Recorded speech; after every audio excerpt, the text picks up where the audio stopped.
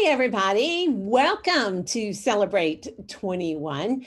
We are so excited to be here. My name is Jo Mangum. I'm your Vice President of Learning, and I'm getting to kick off day one of the 21 days of learning. There is so much ahead of you for the next 21 days, and we have amazing classes. None have ever been on the university, and all of them are going to be by subject matter experts. In other words, you and your peers. A really great lineup. Following this panel, we have Sarah Pageant, who she's going to be telling us how the double centurion has some time on her hands by showing her systems, her things, and what she uses. Tomorrow, we have business planning followed by listings. All of it is going to be crafted just for you. Wondering where you need to go to see everything? You can go to Century 21 University Workplace to see the schedule for the week. You also can go on celebrate21.splashthat.com to go through and look at everything out there for the month. But y'all are not here to talk to me. Y'all are here to get some amazing information from these top producer panelists. So what I'm going to do is I'm going to put it over to Catherine Carr. Catherine is our international senior trainer and who we widely call Alexa, because she knows all things Century 21. Hey, Catherine, take it away. Hey, everybody. Thanks, Jo, and thanks for the yes. And actually, Jo will say something to Alexa, and her phone will actually call me, which is kind of scary. It does. It's really funny. I'll say call Alexa, and it will go to Catherine. It will. Anyway, we have, and thanks, Jo. And yeah, watch Jo. She put a great video on C21 University and Workplace. We have our schedules up there. We got everything. Everything's at your fingertips. You just need to engage. And I am so excited because the nerdy person that I am, I was watching all the states. And I think when I stopped counting, we were like at 44 different states and one country. We have Albania in the house. So my friends from Albania. Yeah. Yeah, go Albania.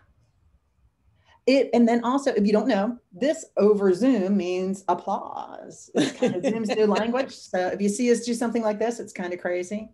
I know I'm looking for like a South Dakota, but anyway, I just wanted to say it was really cool because normally we ask, who's in the house, but not only who's in the house here in the United States, but who's in the house with our international partners. So I am super excited about that. Okay, we have two great panelists that are with us today. And you know what? I'm excited about both of them. We have Kayla, and we have Kayla come on, and Jo. And let's get them off mute and get them up. So Kayla, considering I'm a person from the South, ladies always go first. Why don't you tell us who you are, what you do, where you're from, and a little bit about your market. I am Kayla Goad-Levan, and I am the principal broker and co-owner of Century 21 Platinum Properties in Clarksville, Tennessee. I'm also a team leader, and we have been a double centurion team as long as we've been with Century 21. So a little bit about our market in Clarksville, Tennessee. We are on the Tennessee and Kentucky border. So I don't know if anybody's ever heard of the military base called Fort Campbell, but that is right here in our backyard. And Clarksville was actually named Money Magazine's #1 place to live last year. So that's kind of some interesting facts about where I'm from. Cool. And thank you, Kayla. Jo, you're also from the South. So we have a great representation of the South today. I am. So I'm from Cumming, Georgia, which is about 45 minutes north of Atlanta. I'm with Century 21 Results. We've got about 300 agents in this office. So this is my 4th year in real estate. So just getting kicked off my 4th year. I've been in the business since I was 22 is when I got my license. So last year I did 106 transactions last year for just over 30 million. Our average price points in this area where I live is about 375, 380. And got a great broker with me, Terry Swanson. So he's been a huge credit and to my success. So super fortunate enough to work under him. I just started a team right at a year ago. So this week, March 6th, will be 1 year since I started my team. Well, congratulations. And Kayla, I don't know if it's appropriate. How many years have you been in real estate? 17. Oh, awesome. But kind of like Joe, I did get my license when I was 21. So I was in college when I got my real estate license, which was kind of unheard of 17 years ago. I'm not going to say when I got mine. I got mine at the youngest legal age possible within my state at that time. So a little scary. I don't even think I finished high school yet, but a little scary. But anyway, I'm really excited about today's panel, and it's all about building wealth. And we have a great blend of our panelists. We have somebody who's a little senior coming into those 20 years worth of real estate. Just say I was a little senior. Well, with your knowledge base, and then we have Joe, who's coming in, with 4 years in there, just starting to build his team, 1 year anniversary on that, and congratulations on that. But so why is this so exciting for me, and why was I really interested in leading this panel? For those of you that know me, I've been an agent, I've been a manager, I've been a recruiter, and anyway, I've been a broker owner. And one of the things I always talked to my agents about was developing their own personal wealth. This is the career, not you just don't work, but the career that you retire from. And Joe has a line that she uses that, investing in real estate and we have our own kind of inside trader kind of track, because we know what's going on in the market. We see those trends in the market. So I always heard my agents plan to do it, but very rarely did do it. So starting right out of the bat, my question, and either of you can choose to go first, is really, what was that deciding factor? I know we all think about planning and building wealth, and we think about investing in real estate and doing different things. So what was that one big thing that triggered you that said, you know what, gosh diggity, I got to do it. I got to commit to this if I'm going to be successful and have the lifestyle that I want. You want to go first, Joe, or you want me to? Sure. I'll go first. I'll kick it off. So real estate investing is something I always knew I wanted to do. It's always something that I was intrigued by, going through high school and college. And it's something that my mom's a longtime realtor. She's dabbled in a little bit, not necessarily. She's done it more from like the hard money lending side, which we may or may not get into that later on, but for just the different forms of real estate investing. So what I did when I first got my real estate license, I just started talking with people, and I'm a risk taker, and I knew I was young. So I was like, you know what, if I make a mistake, then I have plenty of time to recover.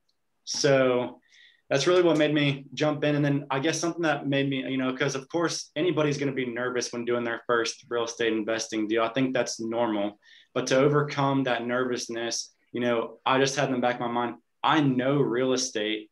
I know like the back of my hand, it's what I'm good at. So if I'm looking at this deal and I know what I can buy a house for, and I know what I can sell it for, then what really am I worried about? And I just think taking that first leap of faith is really what I guess got me into it. It's that risk taker entrepreneurial attitude. And that's one of the characteristics I really enjoy. And Joe, you got some peeps in here. We got some go with Joe. So if you're driving, that's my line around here. Yep, my team name is called Go with Joe and Co. So catchy.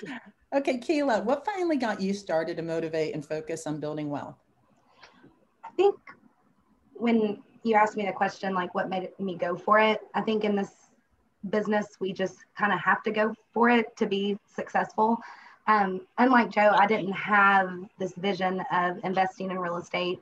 I wanted to show pretty houses and meet new people every day. That was kind of the vision I had when I got my license and wanted to be successful doing it. But I quickly learned that you kind of got to practice what you preach. And it became easier for me as I was talking with my clients about these investment opportunities and things that they should do, why I wasn't practicing what I was telling them. And when I started doing that, how much momentum it took off, because we've got to believe in ourselves with what we're saying for people to believe us. And so taking that first step and investing in rental properties, whether it was residential or commercial, really made me more relatable to my clients. And that is something that in our office, the agents that we manage, that it's important that we kind of plant those seeds for them as well when they start out, because it is something that you should start doing when thinking about the future when you get started, instead of just trying to think about when that next commission check's coming in. Absolutely. And both great experiences that I want to share. And I forgot some house rules. So let me back up a little bit. We have the chat box and I see where you guys are coming from. I saw that go with Joe. As we go through today's interviewing of the panel, if you have any questions, please just go ahead and put them in there. And when we have that right opportunity, I will go ahead and ask our amazing panelists those questions and we'll get some feedback directly from them. So I want to skip to a different question. And I want to go back to those milestones. And as some of us have gotten older, we had those milestones. I remember my first time I ever saved $5,000. I was like, cool. And then I saved $10,000 and it was like, cool. And then I realized I saved 100,000 and I went, I can't believe I did it. What were some of your milestones and how did that make you feel? And how did you celebrate them? And what's your next milestone to hit? Kayla? I think, again, I think about this a little backwards. I don't think I ever had the, 5,000, 10,000, 100,000 milestone. It was more of, we're taught in a commission-based business that you need to have at least 6 to 12 months of reserves and anything can happen and those types of things. And thinking along those lines, it was investing in, whether it was in real estate or other opportunities, what did I, instead of having just those reserves put away, but what did I need to do to have that money coming in every month to be a little more comfortable in this business? So that if you did have a couple slow months or those closings didn't work out, that we all catch ourselves kind of counting those chickens before they hatch, that, there was a steady income stream coming in. So that was kind of the motivation of, okay, can I make sure that my mortgage is taken care of, and how many what's the income that needs to come in to compensate that? Okay, well, what about utilities? And so to know and to have that security that if we do have some slower months, or if the market were to turn at any given time, that I would have some security. And that's kind of where my milestones started versus an actual dollar amount. Well, and I love that. That you had enough rental income coming in to cover your mortgage. And then, okay, then we need enough to cover car payments. Then we need enough to cover the miscellaneous. And then now we need enough to cover some profit. Right. So awesome. Joe? Yeah, so I'm a lot like Kayla. So I want to continue to add investment properties, rental properties to my portfolio to kind of supplement some income.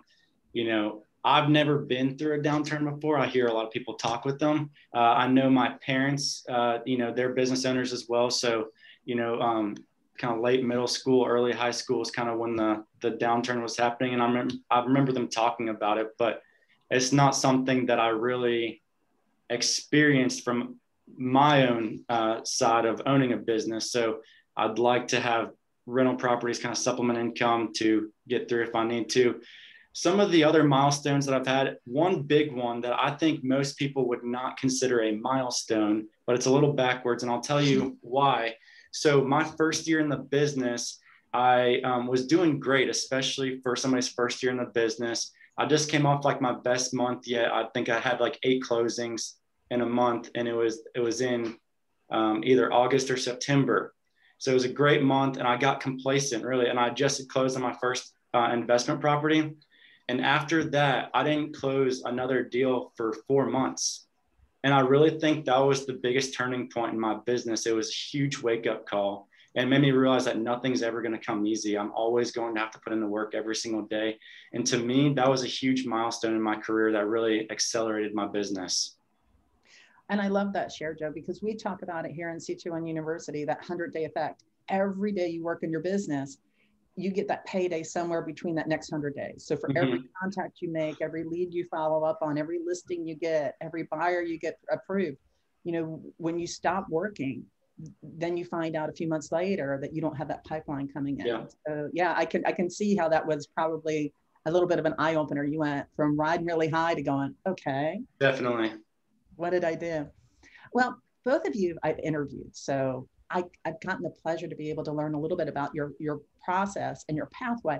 And one of the things that I thought was super unique you both had help in the beginning. You both aligned with somebody that was there to be able to help you. Joe, you want to tell us about how did you find that person? How did they help you? And is that relationship still there today? Yeah, definitely. So, yeah, I'm big on relationships, trying to get as many meet as many people as I can constantly grow my network. So when I first got started, like I said, I knew real estate investing was something I wanted to get into. I had no idea where to get started. I mean, you can read all the books you want, you can listen to all the podcasts, but really the reality is every marketplace is so different. So I know that there's tons of investors in my marketplace. So what I did is I was just reaching out to people that I knew invested in houses. Some people don't respond to you. Some people kind of blow you off. That's totally fine. But I just would ask them to coffee or ask them to lunch and just take, 30 minutes to an hour of their time. So the way that I got started in is one of my friends growing up, which I grew up in the area that I work in. His dad is a pretty big time investor. Does about 75 to 100 flips a year. And he's mostly, does flips. He has rental properties, but not nearly as much as what he does flips. So I told him, I was like, hey, I want to get into real estate investing. And, I was 22 years old at the time. I didn't really have much assets. And he was like, well, how much do you have to invest? And I was like, well, like $10,000, which is really not much. So he said, he was like, I'll tell you what, if you find the deal and bring it to me, I'll fund it for you. We'll split the profits 50-50. So sure enough, like 2 weeks later, and keep in mind, I was brand new to real estate. I had somebody call me and was like, hey, we need to sell our house. Do you do short sales? I didn't even know what the hell a short sale was, but I was like, yeah, I'll do it. So I just, so once I started doing some research and everything, I was like, short sale is probably not that great of an opportunity. They owe more on it than what it's worth. But then when I got there and met with them, I was like, hey, what do you guys need to sell this for? They said, we don't care as long as the attorney approves of it. And the attorney just didn't need much money at all from it. So we ended up getting a steal on it. And that's kind of how I got started in it, is just really talking with people. So I think something that I told you the other day, Catherine, is big believer in it's not the grades that you make. It's all about the hands that you shake. Just try to talk with as many people as you can, make as many relationships as you can. Oh, and the relationship is still there. So we probably talk 2 times a month. We still have done some deals together. We did deals together after that first one. And we kind of have a relationship now where, because sometimes he's got so many deals going on at once, he gets a little bit short on cash. He'll bring me into a deal to help fund it and stuff like that. So it goes both ways, a good relationship. Awesome. And again, that was somebody that was a father of one of your friends, correct? That's correct. Yes. So, it's just reaching out and asking those questions. Mm-hmm. I love the fact that, and listening to you, I don't think you ever let the word no stop you. If somebody says no, I think you just go, are you sure? Yeah. Let's talk about it. Let's look at it a different way.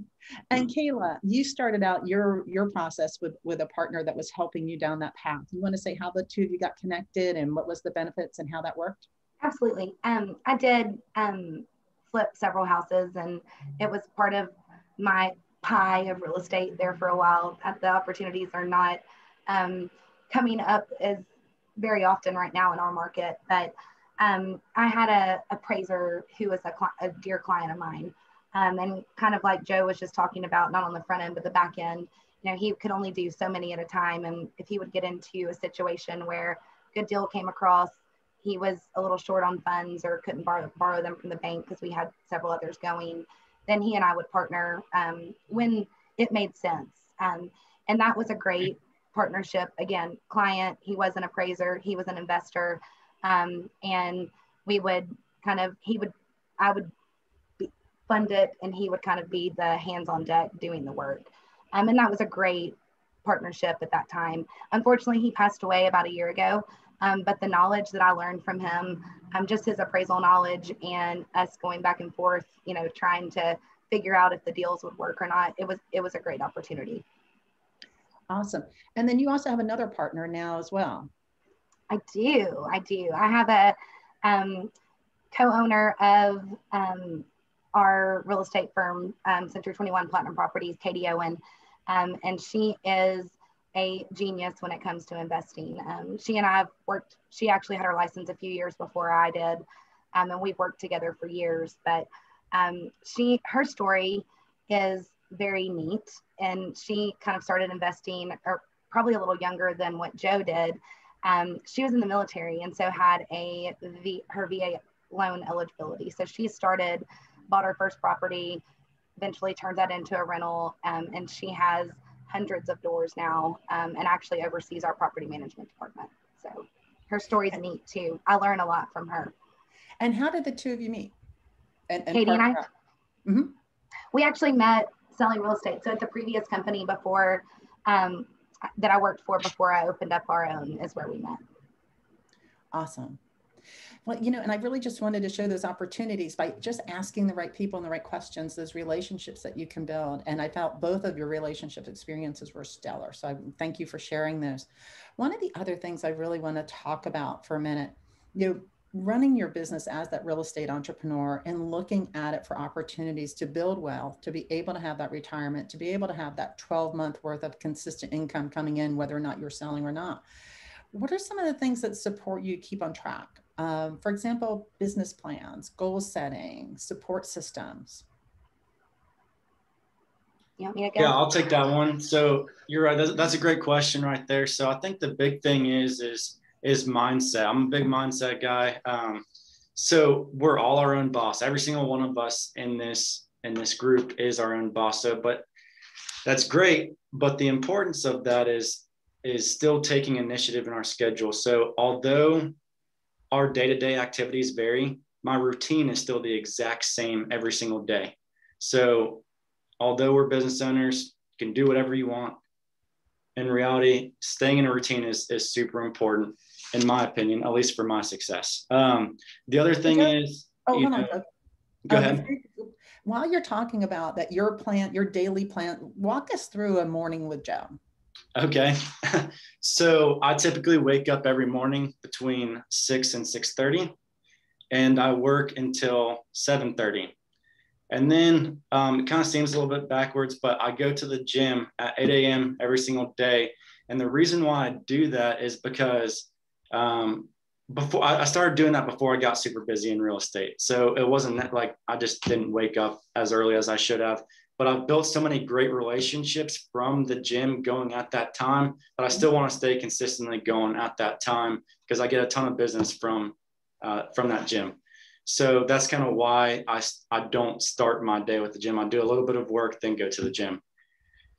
Work out until 9, and then I get to the office about 9:30, 9:45, and that's my time to do some prospecting. Typically do that from about 10 until noon is when I do a lot of prospecting, and afternoon tends to be a lot of appointments. Awesome. Okay, just because we're in a low inventory, not that it's our topic. When you're prospecting, are you prospecting back to those relationships and your past clients, or where are you prospecting out to? Yeah, so I'm very relationally based. So doing a lot of past clients, sphere of influence. I'm big on open houses as well. So open houses is really how I built my business. So got a lot of people in there, and at least I know things vary across the nation right now through the pandemic, but Georgia is very much open. It's crazy. I've traveled here recently up to the Northeast, and it was a totally different world than it is in Georgia. So open houses are very prevalent here still in Georgia. I get a lot of business from them. So following up on those contacts as well. Okay. So, and I interrupted you, so I apologize, but to go back to the question. So you have your support of your consistent schedule. What about business plans? Yeah. So I said business plan every October is kind of our goal setting month and business plan month. Mm-hmm. So as far as tracking everything, my assistant tracks everything. So at all times, I know, how many actives, pendings, closed we had, and we're even dissecting it down even more now that I've started a team to a weekly basis. So I can compare, this first week of March 2021 to what we did last year, first week of March 2020. So we can really kind of track those things in depth. Awesome. And one last question to what you shared. You said that you're very motivational. Is there a motivational guru of choice when it comes to you? I know you got Terry Swanson as your broker. I don't know if he's that person, or do you have somebody else that really so Terry definitely motivates me. He's been a huge part of my success in the business. He's a great broker, and he definitely does motivate me. So I read all different types of books. It's tough to just pinpoint one person, but Terry's been great for me to not only help in my general client work in the business, but also investing. We've recently gone into some deals together with Terry. So that's been good. It's tough to pinpoint like any other people. It all depends on what kind of motivation I'm looking for. I can understand that. Now, Kayla, we're going to flip that question over to you. So when you really look at building your entrepreneurial business, and then you went from being a team leader to now being a co-owner, what are some of the things that you give yourself that credit? What kind of support systems, business plans, goal setting? To do goal setting and vision boards. And I mean, that was huge in the beginning, but I mean, I'm a firm believer as you are who you surround yourself with. And I think that when you level up who you're surrounding yourself with in your personal and professional life, that helps you level up as well. So, there's just who I choose to spend my downtime with, or even who I choose to allow to come work at our company. I mean, it's, they're highly motivated people that are going to help us all be better. And I think that that's better than any type of goal I can set, in October for the next year. I mean, I can write it down, I can look at it every day, but if you're not surrounding yourself with those people and asking your sphere of influence for help reaching those goals, it's never going to get there. I think that's a great point there, Kayla. So, and I can agree with that. So in our office, we've got a group of about 5 or 6 agents that are some real heavy hitters in the office. I've got agents that are better than me, and then I've got, Terry, and you've got some other agents in the group that are, aspiring to continue to grow. But the thing is, we always push each other to do more, and right. We know what each other's goals are, and we're pushing each other and holding each other accountable to get there. And I think something too, sharing it with your, I know he was talking about time blocking. I'm not the best at that, but we can do as I say, not as I do on that. But as far as making those calls, I'm more of a, in-person interaction is where I get a lot of my business from. But just telling them, like, my team has a goal of this, or my agents have a goal of this, and this is where we're trying to be. You tell people where you're trying to go, and they're going to have your back and try to help you get there. And something else that I've done with my team this year is because I'm trying to challenge them. I'm trying to make it a fun competition. So I've got 5 agents now, and I challenged them. Their goal is to, as a combined group, to sell more than me individually for this year. And we have fun with it. So I think that's something big. The other thing, let's see. I see a question there in the chat box. Do we have transaction coordinators or assistants? So I recommend anybody, no matter what level of production, to have a transaction coordinator. So that's either going to allow you to handle more business, or if your goal isn't to necessarily grow your business, just do a steady pace of business, it's going to allow you to have more time to do stuff that you truly do enjoy. So whatever your goal is, I 100% recommend a transaction coordinator. I had one for about 2 years, and then she ended up having another kid. So she wanted to handle half of my transactions. So what I ended up doing is just hiring an assistant fourth quarter of 2020 that is also handling my contracts and also all my scheduling and tracking my database to make sure my team members are following up with the leads that are going out. Awesome. I've got a neat story about my transaction coordinator. So my lifeline, and she was kind of, when you talk about investing in your business, probably not personally investing, but investing in the business, the biggest, step that I made, because obviously I was going to have to pay her a salary. And she's been with me almost 10 years, and her business has actually grown. She's got her broker's license.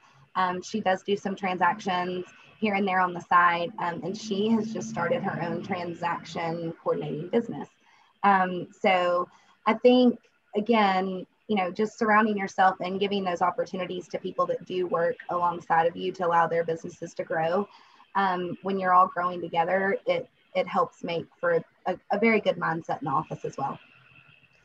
And I want to go back to Kayla and Joe. I know you said the same thing when we interviewed each other the other day, but Kayla, you talked about really letting your SOI, your sphere of influence, know what your goals are, what your team's goals are.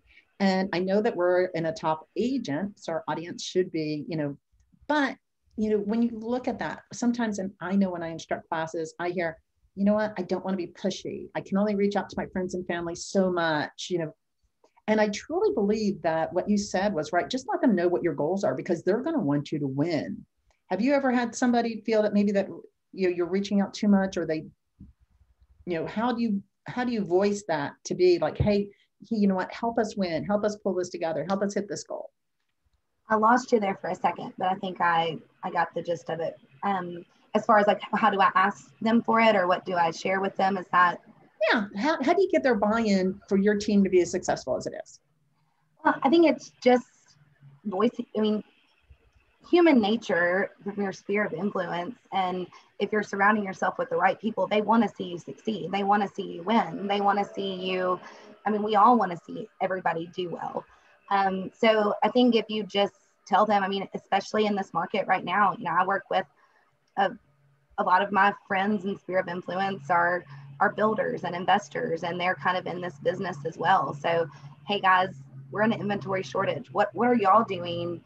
What are your goals? How are you going to overcome this? And then sharing what I kind of feel are the hard times or fears that we may have on the realtor side.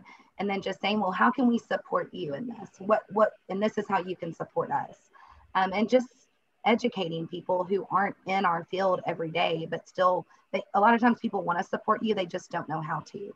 So I love that. They want to support you. They just don't know how. So just by asking. And then Joe, you shared that, you're really into that relationship building throughout the transaction, that you want to really be. One of the things that I really love that you shared is be that person, not just for this transaction, but from there on and moving forward. Yeah. The whole way that I've built my business is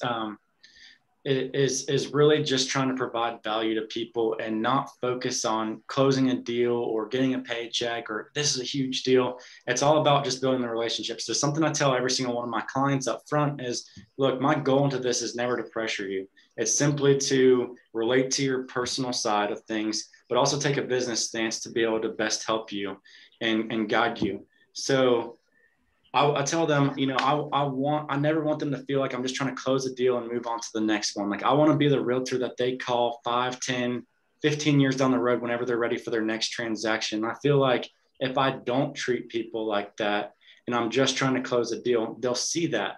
But if I genuinely care about the relationship and genuinely care about helping them, they will also see that, and that will stand out. Awesome. And that's one of the things that I really like that you shared is that, you really looking into when you started your career, you wanted to be, this was your profession. It wasn't a career. Mm-hmm. This was your goal. This is where you were headed. Okay. So we picked up through today's interview that you both have bought some investment property. You both have flipped some. What I'm asking for now, I want your worst horror story. What was the biggest mistake you made when it came to taking that risk? And what did you learn from it?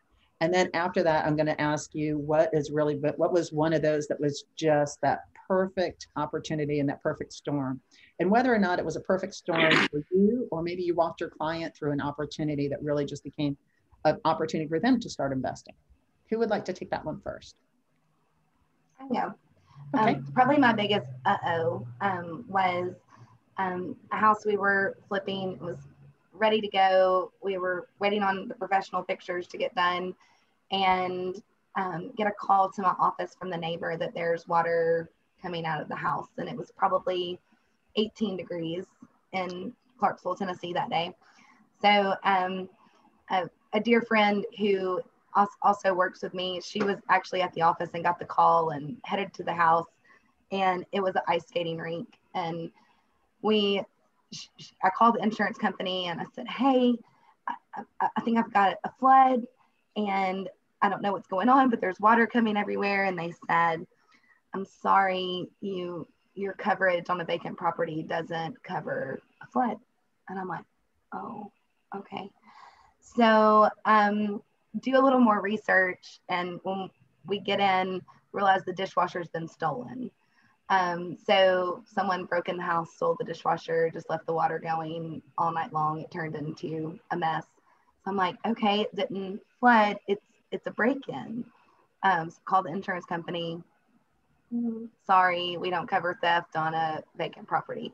So I think the biggest aha moment from that was read your insurance policies, know what they're going to cover, ask those questions. And that was something that, from not doing that often enough, that I wasn't asking the right questions, and got burned a little bit on that one. I think that sounds like something maybe that only happened once. Yes, that just happened once for sure. And we've had issues in the past, but that's what you have homeowners insurance for. And I made sure that it did cover it.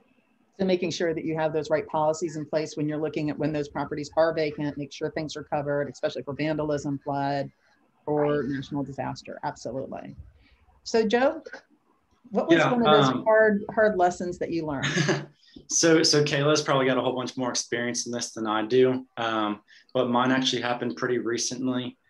Terry and I, my broker, we bought a house a couple months back, late summer. Totally fixed it up, new floors, new paint, new kitchen, all that kind of stuff, appliances, and had somebody move in. And I think the biggest advice that I can give people is just be patient, especially with the investment property. So renovation finished. We were like, oh, let's get this thing up on the market for rent. Let's get some renters in here. Let's start making some money off of it. Well, Terry and I were both on vacation that week. So we're just sitting here, of course, rental properties are hard to come by. So we're sitting here answering our phone like crazy, people calling all the time. Well, I was just telling people when they would call me, hey, just send me a text. Well, I had two people call me back to back.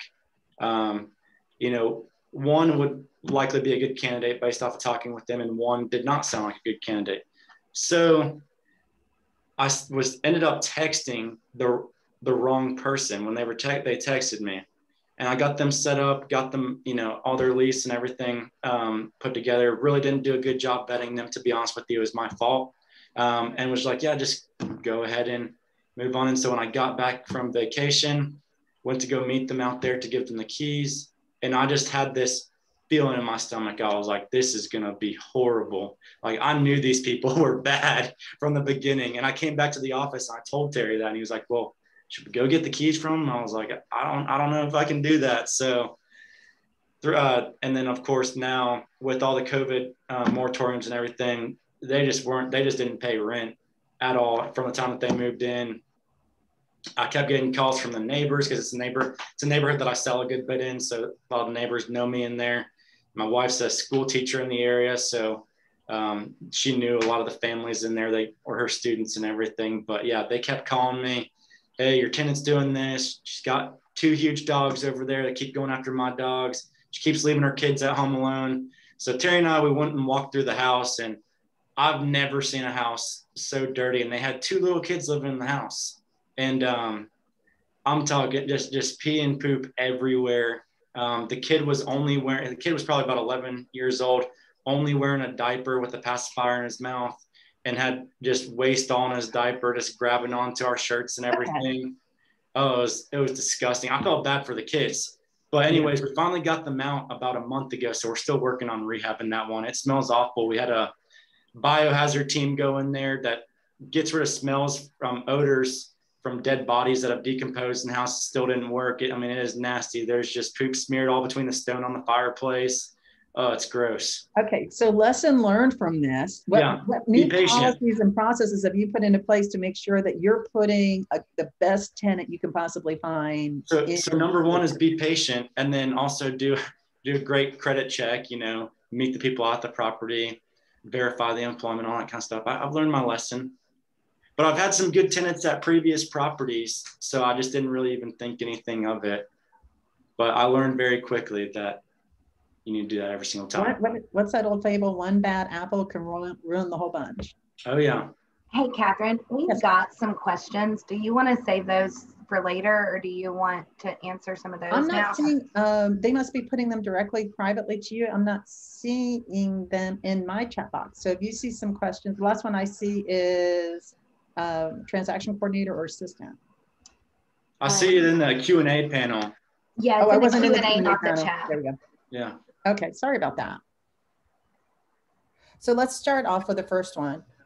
Knowing you wear many hats, what type of tasks do you delegate or outsource? And hey, Miss Lori. I'll take that.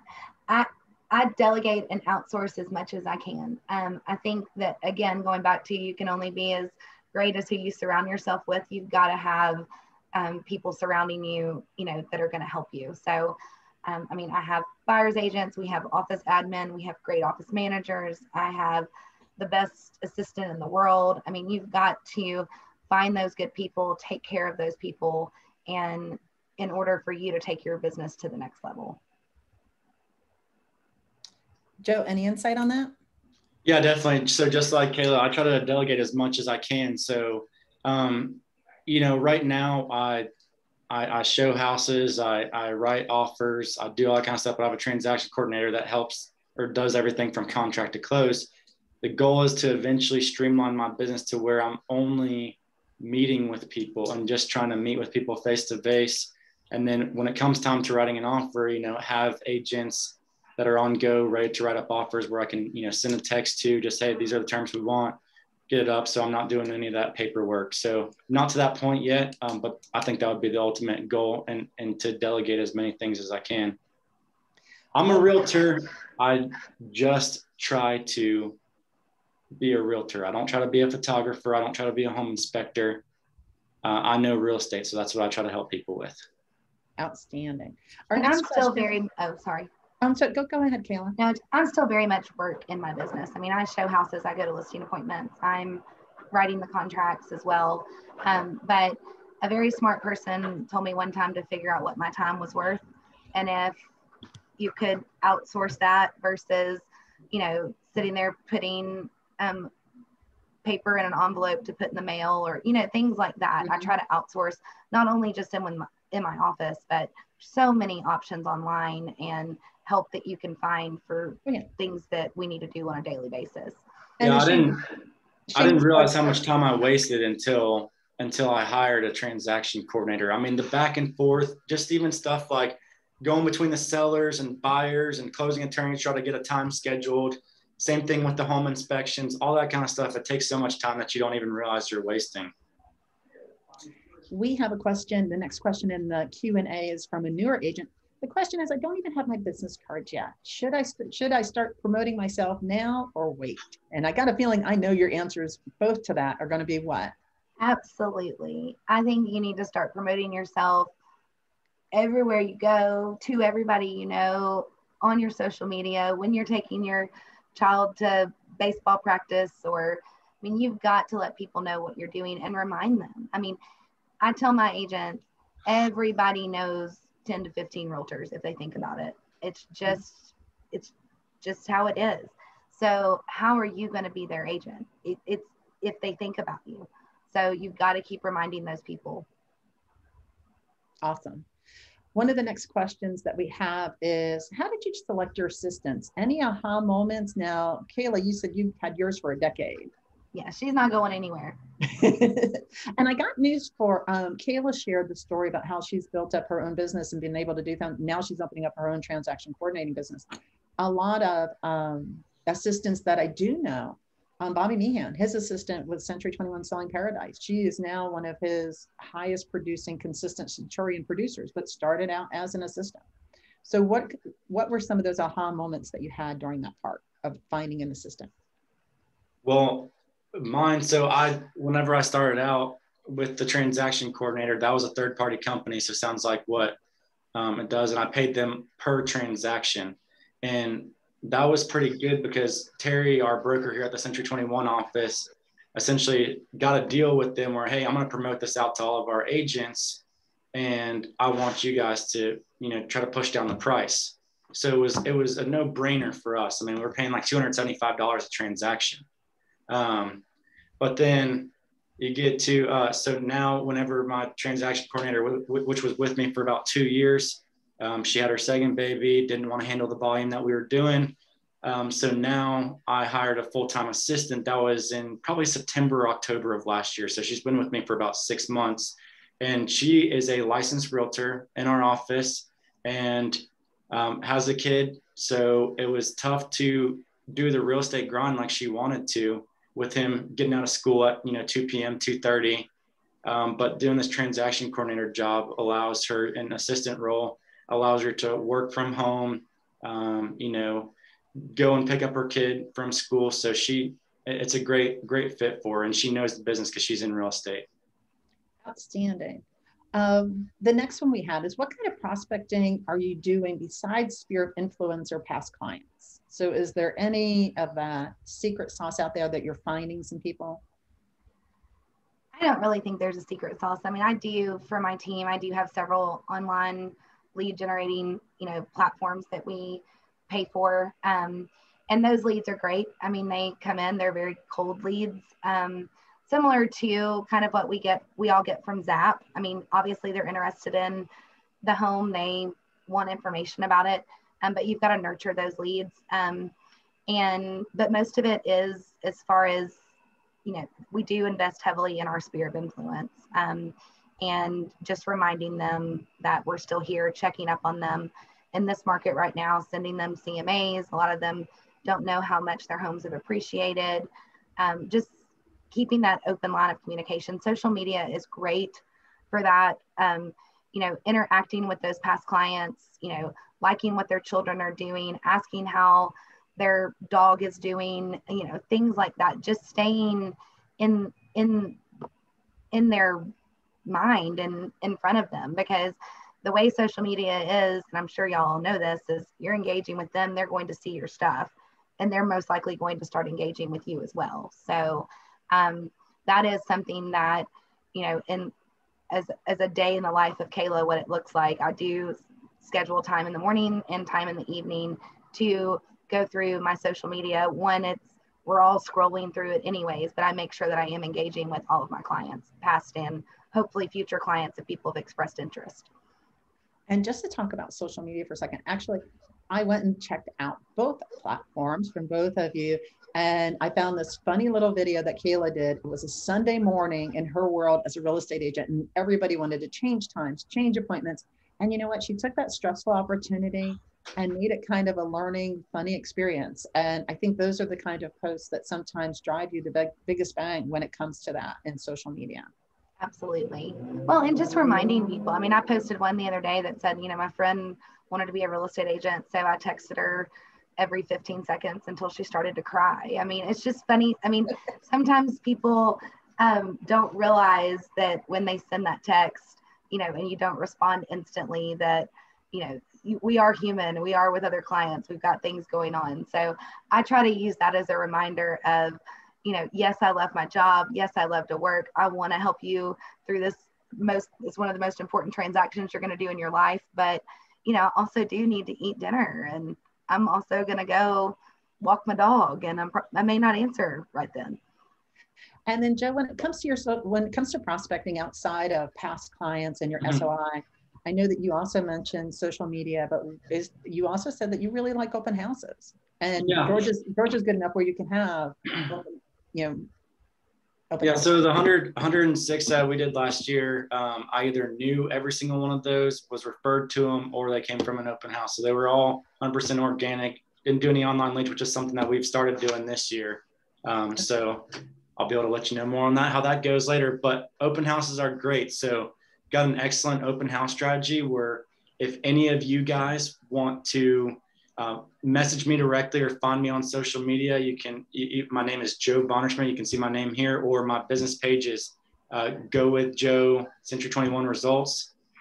You can message me directly, but we've got a great open house strategy that allows you to really stand out from any other agent working open houses. Another way that I get a lot of business is the benefit of being with a global company like Century 21. So try to meet as many people, as many of you guys as I can, which I'm excited. So just in the last week, I got a referral from Jerry Sullivan down there in Destin, Florida, Century 21 Blue Marlin Pelican. I got a referral from the Wiley team, which is with Century 21 Novus in Carrollton, which is about an hour and a half, 2 hours from here. And another one of the Century 21 offices about an hour south of Atlanta. So really just trying to connect with as many people as we can, both realtors and regular general clients as well. Outstanding. Kayla, you have anything you want to add in that before I go to the next question? Nope, I'm good. Okay, so we've gotten this one a couple of times in a couple of different formats. If your best friend was going to become a realtor, and they were just starting their real estate career, what should you tell them about, where to go? What's the one advice that you would give them to make sure, or maybe the top 3 things you would suggest for them to be successful, but not just successful as an agent, but successful when it comes to building wealth? I can take that. Actually had several of my good friends get into this business, and I always try to warn them up front that we make it look easy, but it's not as easy as it looks. I think transparency is key, not only as being a friend to somebody that wants to get in this business, but as being a broker and an owner. It's not always pretty, but you can be very successful with it. And then consistency. I think that there is a huge false advertisement that we get to make our own schedules, don't work very many hours a week, can do those things. And yes, there's a lot of people that can hold a license and work that way. But if you're going to be successful in this business, you've got to time block, you've got to wake up, you've got to work in your business and on your business every day. Or it's not going to happen. People will out hustle you every day. Outstanding. And Joe, same question. Yeah, so I get just like Kayla, I have tons of people that reach out to me. Hey, I'm trying to get my real estate license, and I would encourage anybody to get their real estate license. I think it's a great thing. It's been the best thing I've ever done. But I think the one thing that I would say is make sure you're getting into the business for the right reasons, and by that I mean, making sure you're not just getting into it for the schedule, the flexibility of the schedule, or to be your own boss and not have somebody lingering over you to tell you what to do. And most importantly, make sure you're not getting into it for the money. And I think if those are your reasons for why you're getting into the business, for the schedule flexibility, to make a lot of money, you won't last in the business. And it goes back to my point earlier. Your clients, if your primary focus is money, your clients will see that. But if your primary focus is building relationships and genuinely trying to help that, they'll see that as well. And that's when you'll be successful. One of our old CEOs always said that we're not in the real estate business. We're in the relationship business. And through the relationships we create, we are blessed to be able to do those real estate transactions for the people that. So I want to go back to a prior question. And we heard from Kayla's, we don't have insurance on a vacant house. And Joe, we heard from you from the tenant from, oh my Lord, the health department should be called. Mm-hmm. But I want to hear a success, whether it was a really big success that you did, or was it a success that you helped one of your clients do, and now they're building an inventory of homes, or now they've really been able to step up their wealth through real estate. So either a personal story or both. Maybe if you want to share one of yours. Yeah, I can take this one. So I think my personal one is that first flip that I did where I told you I just was out meeting as many investors as I could and came across my friend's dad who was wanting to help me. And you could see that as luck, but I think also when you take initiative and really seek out opportunities, they'll eventually come. So maybe I did get lucky, and I probably did, but I think the harder you work, the luckier you get. And I think that was my biggest success story, because that house ended up being a huge success. We ended up selling it before we even had to put it on the market with the cash buyer sign call. And that was that was pretty cool. We had to put minimal work into it. Huge success. And I only had a $10,000 investment into it. So it was hundreds of % return on investment. But I think for a client success, I mean, I help a lot of first-time home buyers. And I think seeing I haven't helped too many repeat clients yet because again, this is just starting my 4th year of the business. So I'm starting to get that repeat business, but the ones that I have helped, it's been super exciting to see them maybe buy a house, 2 or 3 years ago, and now they're turning it around for a substantial profit. That really excites me because it really, I think, allows me to see how important of a role that I play in these people's life with helping them make a smart investment. Because something I tell all of them is I don't want you guys just to buy in a house, especially with your first purchase. You don't want to get in a hole on your first purchase that you can't get out of. So I take a lot of pride in helping my clients make a smart investment. And I'll tell them honestly, like, hey, I probably wouldn't pay this price for this house, or you might want to check this out, what's going on around the corner, some stuff like that, because I genuinely want to help them, because if I am getting that repeat business, I don't want to put myself in a situation where it's just a pain in the ass to get the thing sold a couple of years later, because they have no equity in it, or there's an eyesore by it that's preventing it from selling. So of course you can't make decisions for people, but you can always advise them to their best interest. One of our brilliant basics is to be the master of their journey, and where to leverage your knowledge through that transaction. And I think that's what obviously both of you do extremely well, is make sure that your clients are very educated and that you bring them through that process as effectively as possible. So Kayla, what about one of those successes that was yours, or maybe a success that was one of your clients? And I know that you had shared with me, now he's going into his 3rd home. Oh, yes, that is. And that's what I'll start by saying. I haven't had personally a whole lot of touchdowns and slam dunks. I've kicked a lot of good field goals in my career. And I think that my clients have as well. Kind of going back to how I started this when I was sharing with y'all that, why I wanted to start investing is because I think you've got to believe in it, and for your clients to be able to believe in it. But I do have a client, we're actually closing next week, and he's on his 3rd property that, he bought his first house, turned that into a rental, bought a second house, stayed there 2 years, bought a third, is closing on his 3rd. And we were doing our final walkthrough it's a new construction with the builder's representative last week. And they were explaining to him, for the long run, you need to do this to take care of your granite. And is this going to bother you that there's this little defect in the wall? He was like, I'm only going to be here 2 years. This isn't my forever house. I'm just trying to be like my realtor. And so they do pay attention. And I think that is something that, he is learning from, because I have shared my stories and he knows about my investments, good, bad, or ugly, that he's wanting to follow along in that path. And it's a great way to create repeat business as well. Especially if people are in that opportunity, if they're at a point in their life where they can just make the pit stops in the houses. They can kick a little field goal here, kick a little field goal there, and continue to get some rental income coming in. And guess what? In 2 years, they're ready to buy again.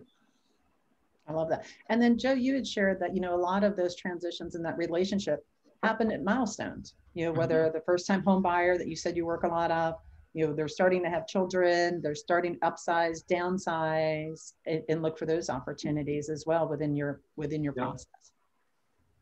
We have a question in the chat, which is a little off topic, but I'm curious about anyway. And it says, thanks for sharing all your stories, very helpful. Can you share what you feel your value proposition is within your market? Yeah, definitely. So a couple of things for me that I tell all my clients is for me, I've grown up and I've lived in the area that I work in my entire life. So I know it like the back of my hand. So I think that's extremely valuable, but there's a lot of, there's in Atlanta, there's not a lot of people that can say that. A lot of people move out, so I've been here a long time. And then the other big thing that a lot of people don't know about me, but I played college baseball at the University of West Georgia. So that was always my passion growing up, baseball. I was fortunate enough to play at the collegiate level, and one of the best experiences I've ever had. But when I graduated college, I didn't know what my passion would be, whether I'd get into golf or fishing. I don't know what I would do. But when I got my real estate license, I quickly found that passion. And I think a lot of people see that in me. But what I have taken from my experience with playing college athletics is I'm super disciplined. I'm also super competitive. I want to be the best no matter what it is. So whether it's selling somebody's house, I want to get the job done better than anybody else. Whether I'm helping a buyer get into a house, I want to get it for them for the best price or beat out any other offers. I've taken that competitive side of me and implemented it into my professional career. Outstanding. I love how those two play hand in hand. So another question that we have, what's the one thing that you know that you wish you would have known your first year in real estate? I'll take that. I think that you can't be too hard on yourself. If you know that, and I watch it every day with agents that work for me. Some people come out of the gate and they are lucky and they're going to get 3 transactions under their belt in that first month. And then you have other people that are doing exactly what they're supposed to do, and it takes a year for them to get their first transaction. So I think you can't be too hard on yourself, and you definitely can't compare yourself to others. As long as you are working in and on your business every day, reminding people what you're doing and taking care of the people when you get the opportunity, it's going to come. It's just, I think we're so hard on seeing, through or looking at others and being like, wow, well, why are they doing that and I'm not, and I can't get this? Because sometimes it's just being at the right place at the right time, and that person may have been at the right place at the right time before you were. Absolutely. And I think Joe said it, some people say that you're lucky, but really, and Ben Franklin has this quote, and I wish I could remember it verbatim, but it's not that people are lucky. If you really look at those people that have luck, they really work very hard. And I think, one of the things I really feel strongly is real estate's a numbers game. And one time you're going to talk to one person, they're going to be ready, willing, and able. And the next time you may have to talk to 22 people before you find somebody. Right. But, Joe, your response to that question, what's the one thing that you wish you would have known on day one that you know now? Yeah, I saw that question come in from Jonathan Knight, who I've been connected with on social media. He's with the Century 21 office out of West Virginia, and I've been following him on social media for a little bit and learned some great things from him as well. So it's pretty cool to see him on here. So for me, I think the biggest thing that I can, give to brand new agents in the business would be just focus on what you're doing. As long as you're doing what you're supposed to do each and every day, the results are going to follow. Don't focus necessarily on other people's success, but learn from other people's success. So what I did when I first started in the business was just constantly try to seek out the heavy hitters in our office. And I would always try and be in the office because I learned so much from them. When I was in the office and they're in the office, I heard that the way that they talk to their clients on the phone, the way that they talk with other agents, and the way that they carry themselves. And I learned a lot just from, witnessing that in the way that they carry themselves. So learning how to talk, have conversations, tough conversations with your clients, other agents. So that was huge. And you can learn a lot from that. Absolutely. And we found somebody in the chat has had it. I am a great believer in luck. The harder I work, the more luck I have. I knew somebody out there knew. We also got to go Wolves in the Q&A. Yeah, we got to go Wolves. West Georgia Wolves. Go West, go Wolves. Go West, go Wolves. Okay. So I'm going to, that's the end of my questions, but I do have 2 more questions before I open it up completely to the chat and to the Q&A. So get your fingers working while I ask. Joe, what's the one question you wish I were to ask that you really want to share that maybe you didn't have a chance to share? And if you shared everything and you're good, great. If not, what's that one thing that you would like to really be able, that I didn't ask you the right question for? Well, I'm not sure if one question comes to mind. I think the biggest thing is a lot of people might have the self-doubt that, oh, I'd never be able to get into this, whether it be real estate investing or just having a successful real estate business. And I promise you, if I can do it, anybody can do it. The only difference is taking action over things. So you get so many people that analyze the business so much, but they never take action on what they're analyzing. Mm-hmm. I think the thing that separates me from a lot of other people is I take action after analyzing. And sometimes I probably even take action before analyzing, and it hurts me sometimes. But Kyle Seabeth, who just opened his Century 21 franchise up in Rhode Island, he came over from another brokerage and has sold over 500 homes a year individually the past couple of years. Number one agent in the country. And he told me this. He said, just throw spaghetti, as much spaghetti at the wall as you can, and figure things out from that. So that's what, yeah. I love that. I think that's great advice. Just, and Kayla, you talked about it, that art of self-forgiveness, but yeah, just throw as much out there as you can. See what sticks. And see what sticks. Okay, Kayla, now this one that just came in Q&A. Is that your real background? So can you please reach back and pick up one of your Centurion trophies and prove to the other side? It is my real background. Thanks. Y'all can just see I moved all the papers to this way, so you can't see it. Kayla, a question that maybe I didn't ask, that something that you really feel that would be important to share? I think something that, and some people can disagree with me on this, because I know that people talk about having a niche and finding your niche. And I think that since the topic was building wealth, you need to think about your real estate business just like you would think about a financial pie. And yes, there are a lot of successful agents that are just listing agents. There are a lot of successful agents that are just land experts. There are a lot that just work with buyers, and it's gonna ebb and flow, and your business is gonna, I'm not saying that's a bad thing to do, but to be able to withstand any type of market, in my experience, you've got to work with the buyers, you've got to work with the sellers, you've got to work with investors, you've got to know how to write up a land contract, and just keep your business and who you're working with as equal, just like you would when you're talking about diversifying in your finances, so that when those waves come, you've got a piece of that pie. And at that point, you can invest your time a little more in that piece of the pie. But, when you invest in just one little small piece, when there's a turn, you're going to have to get creative to hang in there. And you know what? And my mother told me something similar. She said, don't put all your eggs in one basket. And because I was very heavy in real estate. I was working for a real estate company. And then I had my investments were in real estate. So, diversifying. So going back to that, Kayla, what are some of those areas that you look for diversity in your portfolio? As far as in my real estate portfolio, or in your personal portfolio, not just your real estate portfolio, but, as you look at your investments as a whole, you said to kind of treat it as a pie. So where are your steps?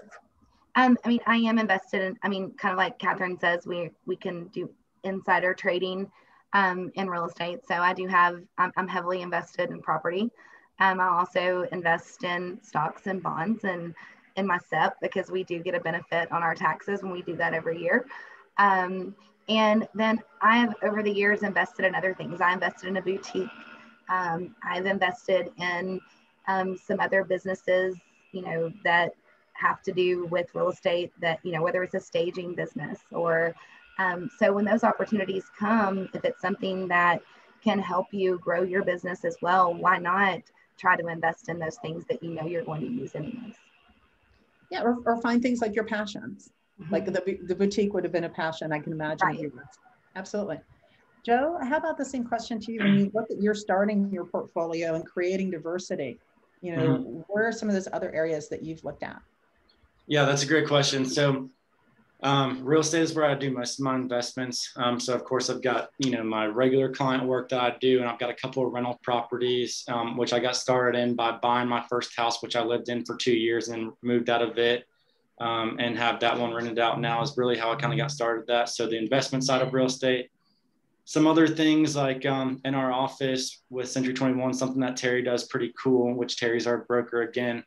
But they kind of have like this recruiting system. So anybody that comes on board with Century 21 that I guess brought them over, get a split out of everything that they make. So that pretty much pays the mortgage and plus some most months for me, which is really cool that Terry does that for us over here. And and I invest in the stock market some, but the majority of my investments have been in real estate.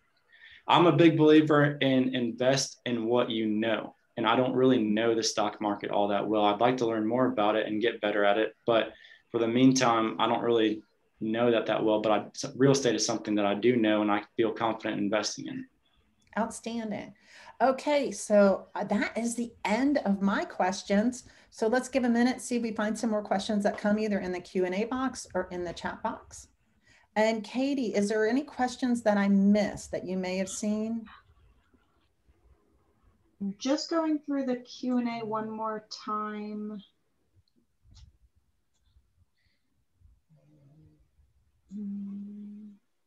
Joe, same here. Okay, so I was in my late 30s before I gained the confidence to invest in stocks.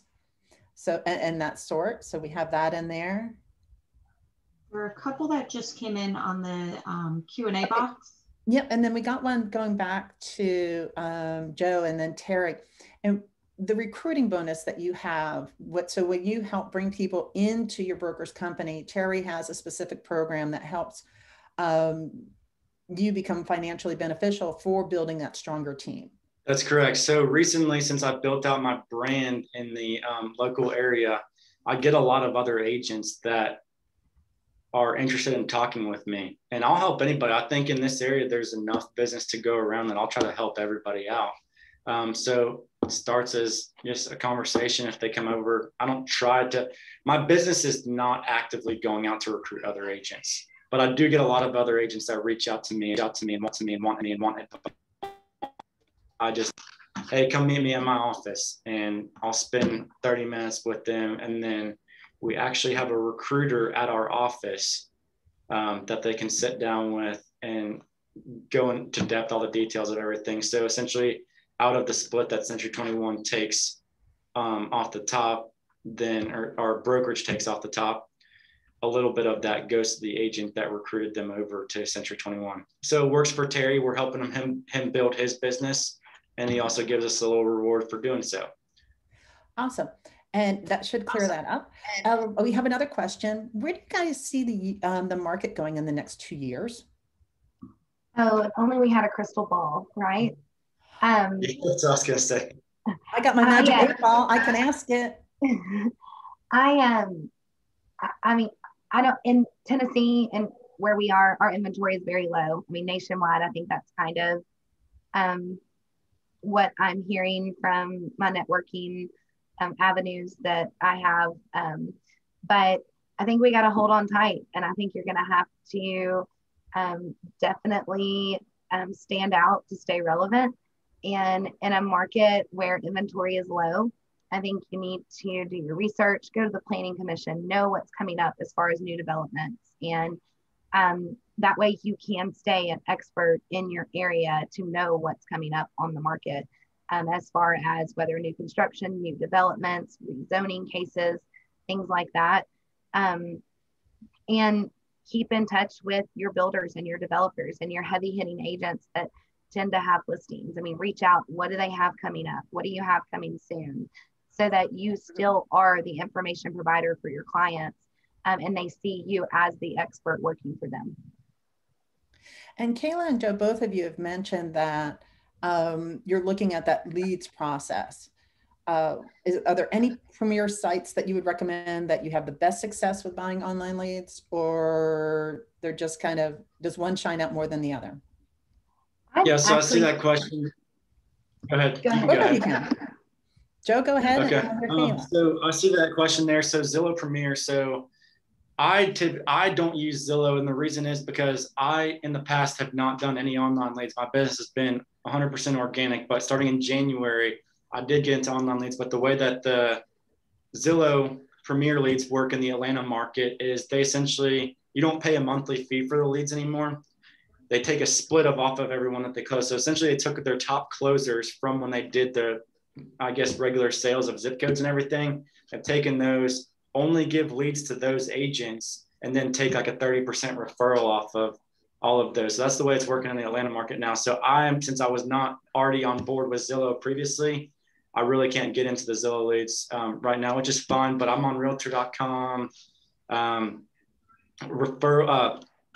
What's it called? Referral Exchange.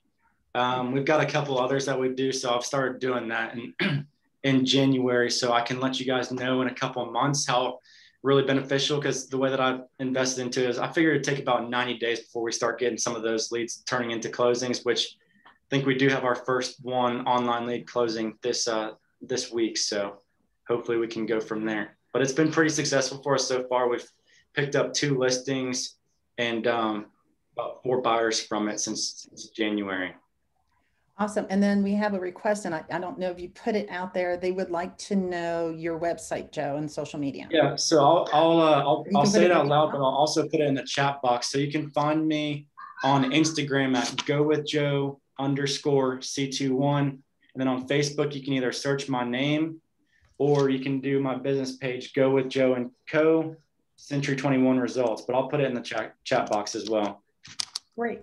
Kayla, what about leads on your end? I do. I am a Zillow Premier agent. Something I have just out now was doing Commissions Inc. I'm not doing that anymore, and I've signed up with YLOPO and using that with Follow Up Boss. That is something that we've just rolled out on my team, so I can't really, so far so good, but haven't really been doing it long enough to really speak that much about it. But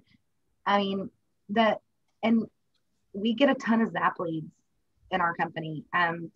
So, my agents that are on my team, they work those. And honestly, it's set up to, we don't get them until our other agents have, said no to them, because I'm the boss, and unfortunately my team kind of gets the, into the stick on that. But they have a lot of, the ones that other people are saying no to, we're having a lot of good luck converting. So when those come through and your phone rings, I know we aren't always Zap fans, but there are some very good leads there. My theory has always been until you get a good conversion rate, don't go out and buy more. Get a process in place that you can actually convert the ones you're getting and then go from there. And I'm going to be honest, guys, as many leads, at least the way our market is right now with it being a seller lead, you can have as many buyer leads as you can be paying for a ton of them. But if you can't find them what they're looking for, then it's just money wasted right now. I love that insight. So one of the other questions that we have is both of you now, Kayla, when I very first met you, you already had a team and you were bringing your team into Century 21. So where did you get your knowledge on starting your team? Where would you advise somebody if they were looking at a team? And then Joe, that question, I'm going to throw it to you because you're just starting your team. So Kayla, let's hear from that more experienced end. I will tell you, it was a lot of trial and error. I wish that I could have gone to some class and somebody could have told me, set it up this way, do it this way. But, I've tried it with different commission splits. I've tried it with, you sell so much and then you get so much. I've set it up several different ways. Right now I have an intern who is now working as a showing agent, and I've set it up that way. It's one of those things that you got to find what works for you. And I do think it depends on the dynamics of who is on your team at the time. Some people are very competitive, so the more you convert, the more you get works. Other times you're going to have, personalities that doesn't work for. So I think you've got to know who you're looking for as far as teammates and try to figure out what works for them. And reward them in a different way. My language is, I'm not a very good, pat you on the back, you're doing a really good job, because I don't need that. But I do. And sometimes people do need that, and it's hard for them to work with me because of that. But, my love language is rewarding them with trips and things and stuff like that. So that has been a good insight, as far as the motivation of the team. And I think that you mentioned the 5 love languages, and the 5 love languages of business really does come into play when you're a team leader, because people feel appreciated in different ways. So really understanding that. Absolutely. So I love that you use that. Joe? Yeah, so this is a good one. And as you said, I'm brand new to this. So this Saturday, March 6th, will be my 1 year since starting a team. And I have a small team. So last year it was me and 2 other agents. And then at the beginning of this year, I added a couple up to specifically for the online leads that I started doing at the beginning of this year. So I guess when I realized I was starting a team, my broker wasn't totally on board with me starting a team, but I knew what I needed to do. So he would like to see he says he would have liked to see my listing count a little bit higher, but I was super buyer heavy. So I didn't have the time to haul around all these buyers. So I knew I needed to do something. So it kind of started out with one agent that was just helping me with buyer appointments or buyer showings, all that kind of stuff.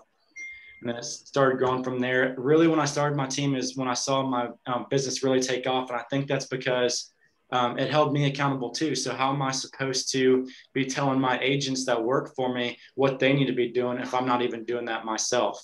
So it pushed me to do better, and it held me accountable as well.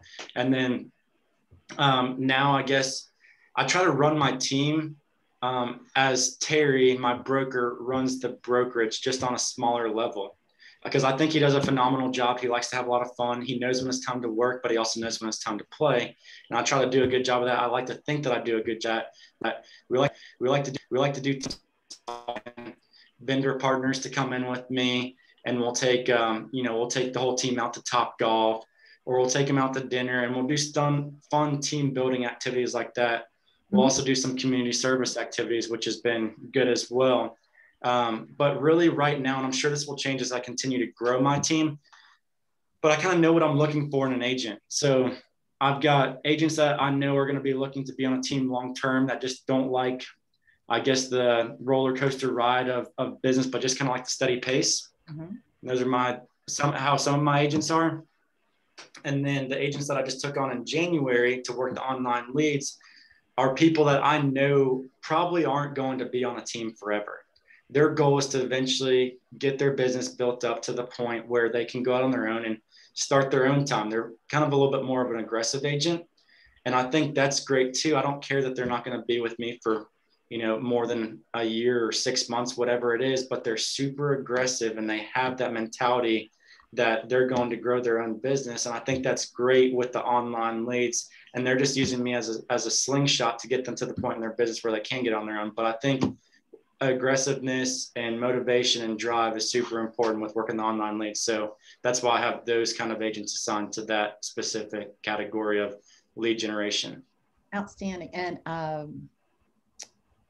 I have a shameless plug. Here in C21 University, we teach a class. It's called Team Up.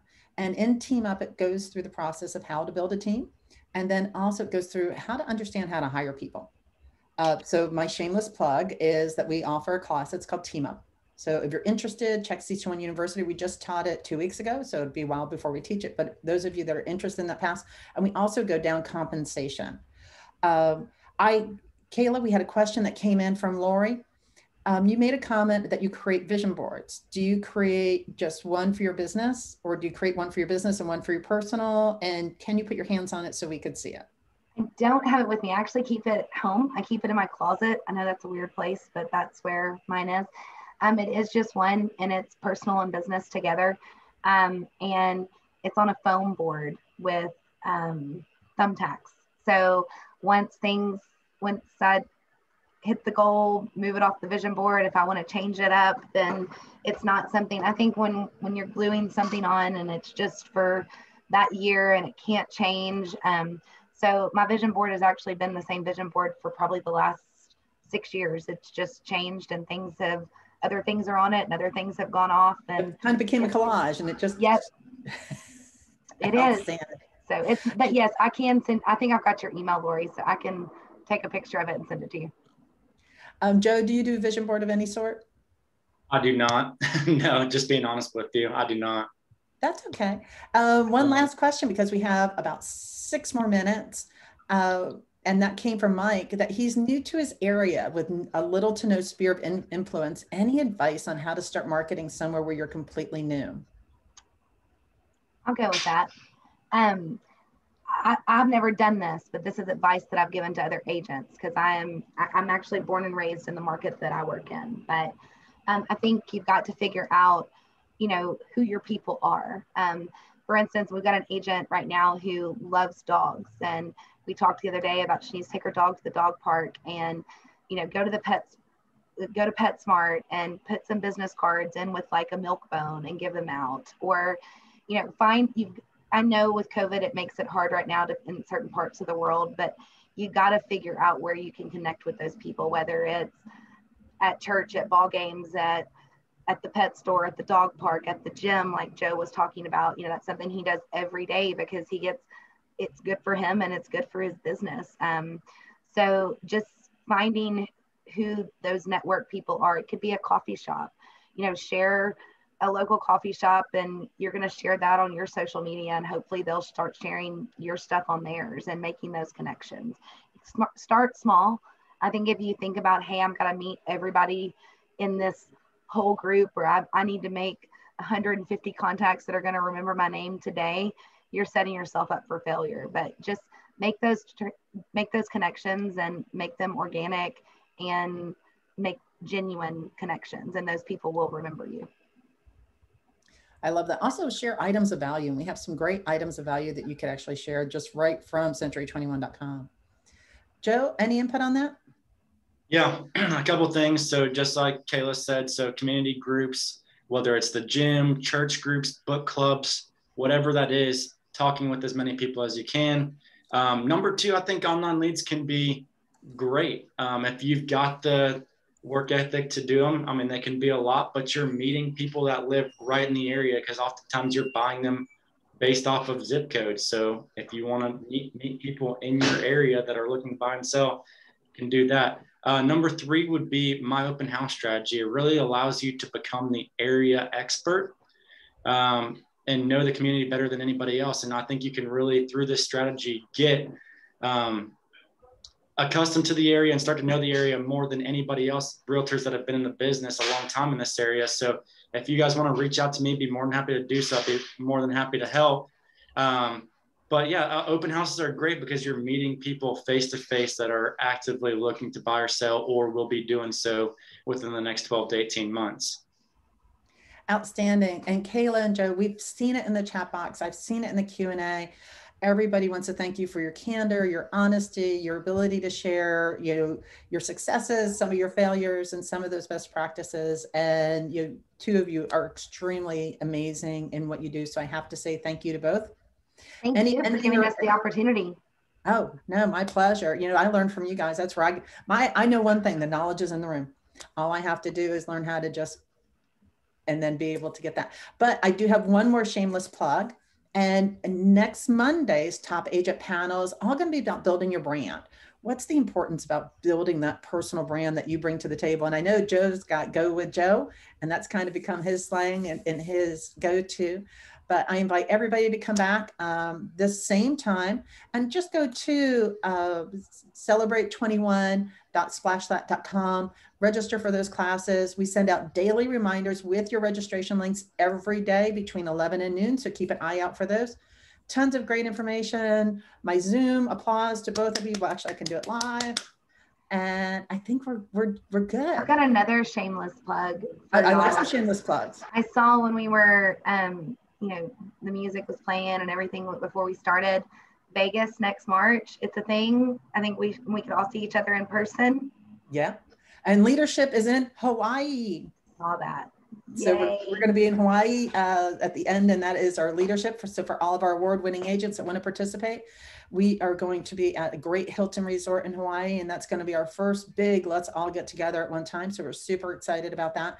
And yeah, we're going to go back to Vegas, gamble some money, have some fun, and get back together with everybody. So sign up and register for those. So absolutely love those shameless plugs for that. Okay. Thank you, everybody. Thank you so much. And again, kudos to our panel. I don't think I've missed anything. Katie, have you seen that I missed anything? I do not see anything additional. Awesome. Thank you guys so much, Kayla. Thank you, Joe. Thank you so much. And we look forward to seeing you guys in our classes. Thank you. See y'all soon. Bye-bye.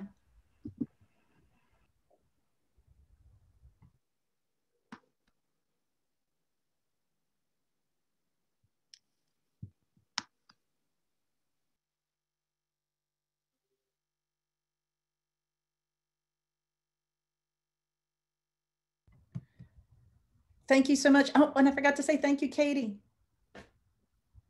You know I love you and appreciate you. So thank you, Katie. You are very welcome. Talk to you later.